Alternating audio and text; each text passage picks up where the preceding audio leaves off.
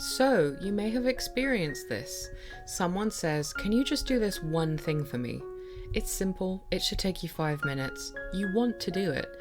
But suddenly your chest tightens, your mind goes blank, you might have an emotional reaction, and instead of doing it, you avoid it completely. This isn't your run-of-the-mill procrastination. For some people, it's something that researchers call pathological demand avoidance. But here's the problem: what researchers describe and what people actually experience don't always line up. So let's talk about PDA together through the lens of both researchers and through lived experiences. Hi, welcome or welcome back. I'm Rosie. Hi. I'm a disabled UK-based counsellor specialising in supporting disabled, neurodiverse and chronically ill people with their mental health. Alongside private counselling, I make these videos to support those who are struggling with their mental health. These videos are here to offer psychoeducation and support, especially for those who can't access counselling right now, but they aren't a replacement for professional therapies. So let's talk about pathological demand avoidance. Research on pathological demand avoidance, or PDA, is still developing, so lived experience accounts, especially qualitative studies and community discussions, are really crucial for understanding what it actually feels like. But before we talk about lived experience, let's get a definition down and how researchers perceive PDA. So what even is it? The term PDA traces back to Elizabeth Newson, a British developmental psychologist who's very well renowned, and her work focused, sort of from the start of the 70s, around autism and developmental disorders. She was a pioneer in this field, and she is the one who identified a distinct behavioural profile in children who didn't quite fit the typical autism diagnosis criteria, but were nonetheless evidently struggling. She did lots of other interesting work, so worth reading about her if that interests you. So let's crack on with the characteristics which researchers use to define PDA. Across studies, PDA is characterized by obsessive resistance to everyday demands, extreme need for control, use of social strategies such as distraction, negotiation and role play, even shocking behavior, to avoid demands, and emotional volatility and rapid mood shifts. These are the core ways that pathological demand avoidance is defined, and crucially, it is seen as an anxiety-driven behaviour, not willfully oppositional like with ODD. Researchers often describe PDA not just as avoidance, but as a specific style of interacting socially in order to avoid demands. What's interesting about research of mental health conditions in general, and I appreciate that this is a tangent, but I'll try to be concise, is that it's almost always observational, right? It often relies on the impact of behaviours, as those are a bit more measurable and comparable than on lived experiences, the internal feeling of things like PDA. But I'll go back to my point now. It is hard to research mental health conditions without observable data. A major strand of research, including work by Elizabeth O'Nions and her colleagues, focuses on identifying clusters of observable traits associated with pathological demand avoidance. Her work is really interesting. She's also worked on developing the Extreme Demand Avoidance Questionnaire, EDAQ, and her subsequent work has expanded to large-scale population-based studies using NHS primary care data to identify disparities in autism diagnosis and health outcomes. Really interesting stuff.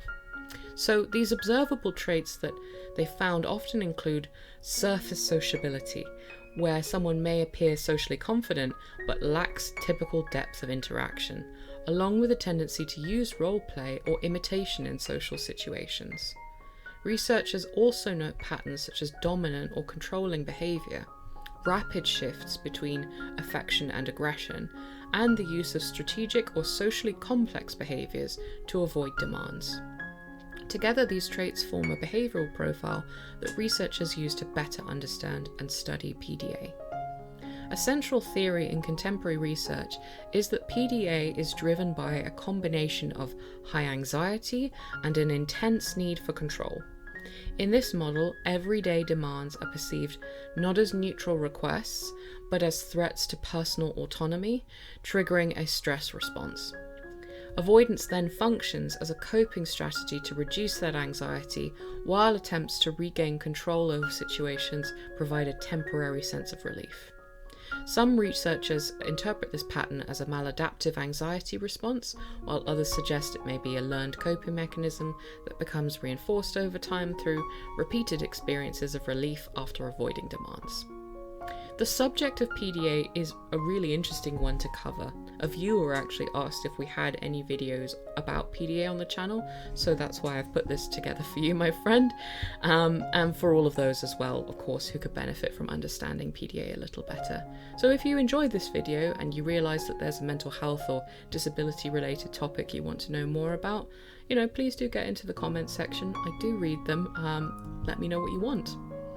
And I am eager, as I said, to make videos that will actually be useful to the community that we are building. So one of the biggest debates in researchers around PDA is whether or not it's a part of autism. I am not even going to attempt to answer that question, but the three main positions on that are that PDA is a subtype of autism, that it isn't a valid construct because the research is so heavily based on clinical reports from parents as well, and there isn't a clear diagnostic criteria. And then the other position argues that PDA is not a separate diagnosis from autism, but more of a trait or a profile, something that can exist across populations, including people experiencing extreme expressions of anxiety.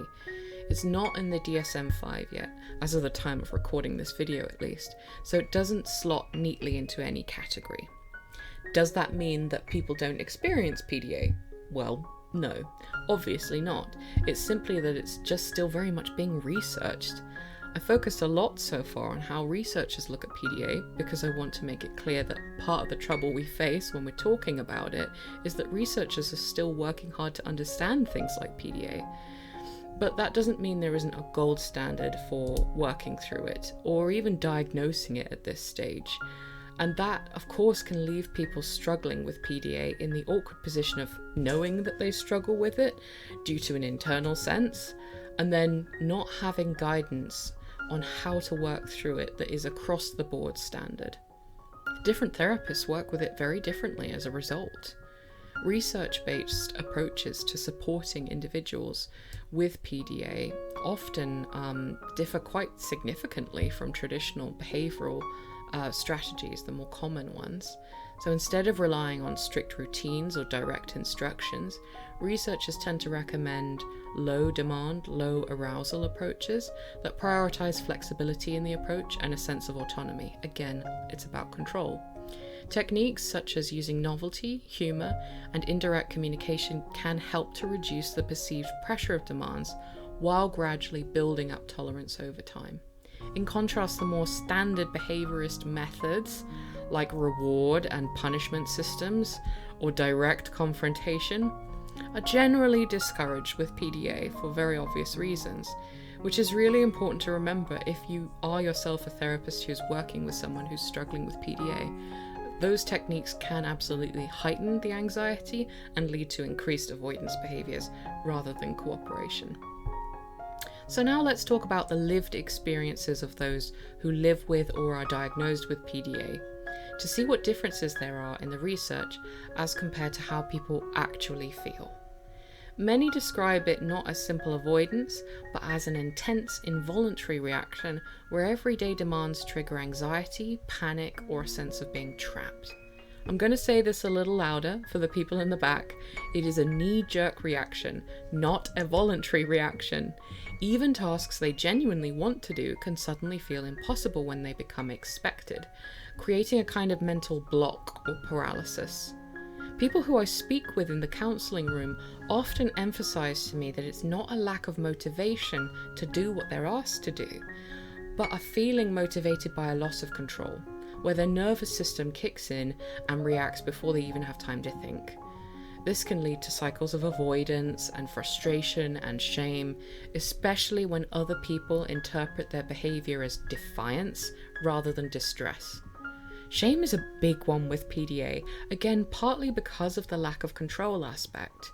You can see you're doing it, and that doesn't make it any easier to change the pattern. In counselling, this cycle really helps explain why just telling someone to try harder, push through it, usually doesn't work for people with PDA. It often starts with a demand, something as simple as replying to a text message or getting, some kind of task done, which the brain quickly reads as a loss of control or a threat. Anxiety kicks in, the nervous system goes into the fight, flight, freeze modes, and the person ends up avoiding it or just shutting down completely. Then come the consequences, like things piling up or relationships getting strained, which can bring a lot of shame and stress and make the problem worse, and that just makes the demand next time feel even bigger and harder to face. That's why people often say, I want to do it, but I can't, or that the more important the something is, the more impossible it feels. In therapy, it's usually more helpful to work with this cycle gently, reducing pressure and building a sense of safety, rather than trying to force your way through it. One of the hardest parts of PDA is that avoidance, while it can be protective in the moment, can slowly start to shrink a person's life down.